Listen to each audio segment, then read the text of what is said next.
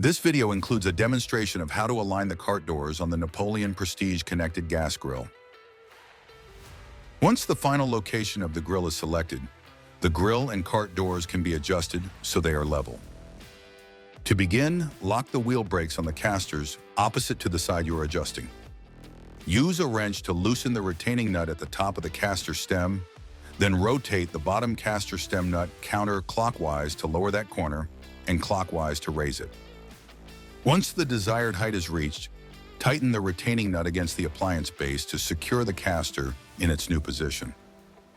Repeat this procedure on the remaining casters until the grill is level and fully supported on each corner. If the cart doors are still not level, locate the adjustment screw at the side of the grill near the top of the door. Using a Phillips screwdriver, turn the adjustment screw clockwise to raise the door or counterclockwise to lower it. Turn the screwdriver 1 or 2 turns, then open and close the door to check alignment. If necessary, repeat these steps until the doors are aligned. See the links in the description for additional videos on how to use the Prestige Connected gas grill. Find this video helpful? Subscribe to the Wolf Steel technical page for more installation and troubleshooting videos.